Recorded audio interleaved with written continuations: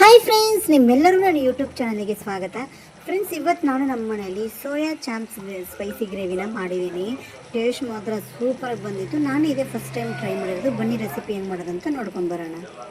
First ಚಾಯ್ ಸಾಸ್ನ ತೊಗೊಂಡು ನಾನು ಈ ಥರ ನೋಡಿ ಚೆನ್ನಾಗಿ ಬಾಯ್ಲ್ ಮಾಡ್ಕೊಳ್ತಾ ಇದ್ದೀನಿ. ಇದನ್ನು ರೆಡಿಮೇಡ್ನ ಆರ್ಡ್ರ್ ಮಾಡ್ಕೊಂಡಿರೋದು.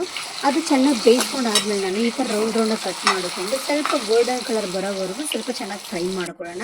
ಫ್ರೈ ಮಾಡಿಕೊಂಡು ಇದನ್ನು ಸಪ್ರೇಟಾಗಿ ಒಂದು ಪ್ಲೇಟಲ್ಲಿ ತೆಗೆದಿಟ್ಕೊಳ್ತಾ ಇದ್ದೀನಿ. ಈಗ ಅದೇ ಬಾಣಲೆಯಲ್ಲಿ ನಾನು ಎಣ್ಣೆ ಹಾಕ್ಕೊಂಡು ಹಚ್ಕೊಂಡಿರೋದನ್ನು ಹಾಕ್ಕೊಂಡು ಚೆನ್ನಾಗಿ ಫ್ರೈ ಮಾಡ್ಕೊಳ್ತಿದ್ದೀನಿ.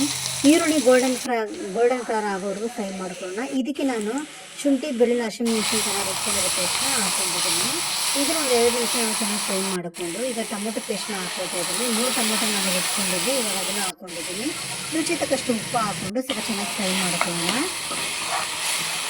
ಮಸಾಲೆ ಚೆನ್ನಾಗಿ ಫ್ರೈ ಮಾಡ್ಕೊಂಡ್ಮೇಲೆ ಇದಕ್ಕೆ ನಾನು ಇವಾಗ ಮಸಾಲ ಪೌಡರ್ನ ಹಾಕ್ಕೊಳ್ತಾ ಇದ್ದೀನಿ.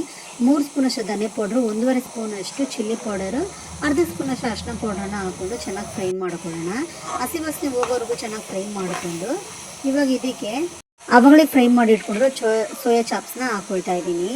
ಇದನ್ನು ಸ್ವಲ್ಪ ಗ್ರೇವಿ ಜೊತೆ ಸ್ವಲ್ಪ ಚೆನ್ನಾಗಿ ಫ್ರೈ ಮಾಡಿಕೊಂಡು ಆಮೇಲೆ ನೀರು ಹಾಕ್ಕೊಳ್ಳೋಣ. ನಾನು ಗ್ರೇವಿ ಅದಕ್ಕೆ ಎಷ್ಟು ಬೇಕು ಅಷ್ಟು ನೀರು ಹಾಕ್ಕೊಂಡು ನಾವು ಟೇಸ್ಟ್ ನೋಡಿಕೊಂಡು ಮತ್ತೆ ರುಚಿ ತಕ್ಕಷ್ಟು ಉಪ್ಪು, ಇನ್ನು ಎಷ್ಟು ಬೇಕು ಅಷ್ಟು ಉಪ್ಪು ಹಾಕ್ಕೊಳ್ಳೋಣ. ನಾನು ಕಮ್ಮಿ ಅನ್ನಿಸ್ತು, ಅದಕ್ಕೆ ಸ್ವಲ್ಪ ಉಪ್ಪು ಹಾಕ್ಕೊಂಡು ಒಂದು 5 ನಿಮಿಷ ಮುಚ್ಚಿಟ್ಕೊಂಡು ಚೆನ್ನಾಗಿ ಬೇಯಿಸ್ಕೊಳ್ಳೋಣ.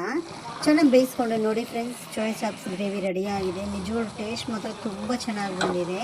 ನೆಕ್ಸ್ಟ್ ನಾನು ಇದನ್ನು ಗ್ರೀನ್ ಗ್ರೇವಿ ರೆಸಿಪಿಯಲ್ಲಿ ಮಾಡಿ ತೋರಿಸ್ತೀನಿ. ನನ್ನ ರೆಸಿಪಿ ನಿಮ್ಗೆ ಇಷ್ಟ ಆಗಿದ್ರೆ ಶೇರ್ ಮಾಡಿ, ಕಮೆಂಟ್ ಮಾಡಿ, ನನ್ನ ಯೂಟ್ಯೂಬ್ ಚಾನಲ್ ಸಬ್ಸ್ಕ್ರೈಬ್ ಮಾಡೋದು ಮಾತ್ರ ಮರಿಬೇಡಿ. ಫ್ರೆಂಡ್ಸ್, ನನಗೆ ಟೈಮ್ ಸಿಕ್ಕಿದಾಗ ನಾನು ವೀಡಿಯೋ ಮಾಡಿ ಹಾಕ್ತಾಯಿದ್ದೀನಿ. ದಯವಿಟ್ಟು ನನ್ನ ಚಾನಲ್ನ ಸಬ್ಸ್ಕ್ರೈಬ್ ಮಾಡಿ, ಬೇರೆಯವ್ರಿಗೂ ಶೇರ್ ಮಾಡಿ. ನೀವು ಒಂದ್ಸಲ ಮನೆಯಲ್ಲಿ ಟ್ರೈ ಮಾಡಿ ನೋಡಿ ನನ್ನ ರೆಸಿಪಿ ಹೆಂಗಿತ್ತು ಅಂತ ಕಮೆಂಟ್ ಮಾಡಿ. Thank you, bye bye.